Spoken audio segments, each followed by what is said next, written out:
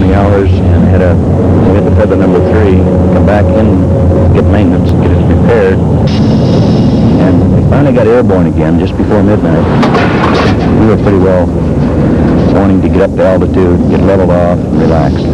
The crew roster that night listed the aircraft commander as Dutch Lautenschlager. Jerry McCarville served as co-pilot. Captain Al Toney sat in the bombardier's position, while the flight engineer was Sergeant Earl Hornbuckle. Also towards the front was Lieutenant Arthur Weisberg and Captain Patrick Montoya. In the back were 3 sergeants, Robert Jones, Robert O'Daniel, and Harold Martin, along with Corporal James T. Adcock. Lautenschlager pointed the nose of the B-50 toward the east, the mighty 3,600 horsepower engines lifting the big bomber up. It was now just after midnight, a new day shrouded in darkness, the 13th of July, 1950.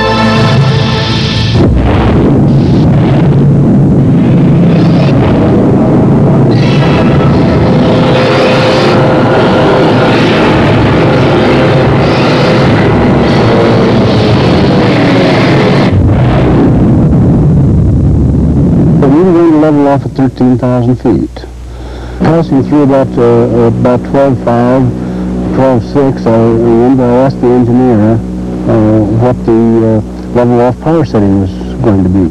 I had an oil leak or something on number 3 engine, and I'd asked one of the gunners to put a light on it. They had a little portable light that could flash out on the engine. And about that time, I recall seeing the cowling just peel back on it. And immediately, the airplane dropped off to the side and started to spin. Of course, I tried the control column, and there was no control left. And flames were coming in around behind the engineer's panel and the forward turret. As I recall, it said, bail out, bail out, bail out, this is it. I think that we probably owe our lives today to the fast execution of command of the aircraft commander, because immediately upon realizing that he no longer had control of the airplane, pushed the button to bail out, and also gave the voice signal over the intercom to bail out. And it was that quick. We figured about 30 seconds it took all of us to get out, but got out. Well, you must have been moving. Well, there wasn't any time to make any decisions. Just unfasten the gear and get to the exit. I think Tony, the bombardier, was just ahead of me. I was the last one out of the front. And, of course, I had no idea what was happening in the back. The way the accident happened and the fact that the airplane went into a semi-spin, I guess, due to the loss of a wing or loss of the power on that one side, I would imagine it would have been very difficult for those men to have gotten out, even if they'd had a little more time. In the darkness and the hurry and the airplane fluttering around and the forces involved and whatnot, that I just don't think that they were able to get up and get the chutes attached and get out in time before the airplane crashed.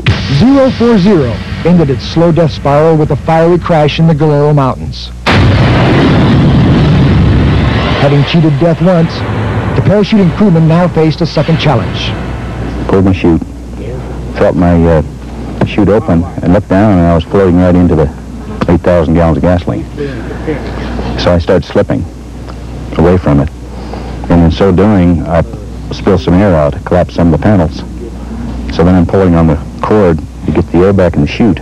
I looked down and I realized that I was coming down in the crash site. And so I said, man, if I don't get this something done quickly, I'm going to come down in the fire. And about that time, a big puff of black smoke came up and caught me, a hot thermal from the fire. And I figured, well, I must be getting pretty close, and I didn't realize how close I was, because just about the time that thought went through my mind, boom. I hit the ground. It felt like a truck ran over me. I was a little heavy for the parachute I was wearing, and I fractured both ankles. I immediately yelled, and I was able to locate a couple of the other guys that got out. And so 4 of us, I guess, got together that night. or 5 of us, but we never could locate Dutch, the pilot, so we figured, well, I guess he bought it. I was hurt damaged my left knee when I landed, and I could hear some of the others across the ravine from me, but the wind was blowing pretty strong. I could hear them talking just in normal tone of voice, and even talking about me, wondering if anybody knew whether I got out or whatnot. And I yelled and yelled and yelled to try to get their attention, and I couldn't make them hear me because of the wind blowing the opposite towards me. It would be daylight before the crew and the world would know who survived the flight of 040. In Tucson, 10 wives waited, worried, and wondered. When morning came and I hadn't heard anything from any of the wives or any of the base people, well then I woke my kids and we were going out to the base to find out. And as I was locking the door, I turned this way and my kids said, "Look, Mama, there's some officers." That was my first inkling that it was our crew. Stories of the missing bomber hit the news wires around the country, traveling faster than official notification did.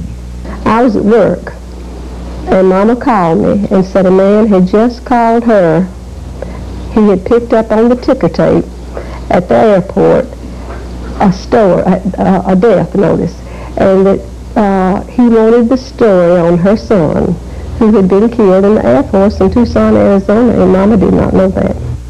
I reached in my pocket, and Mama had given me a letter to mail to them, and I had forgotten to mail it.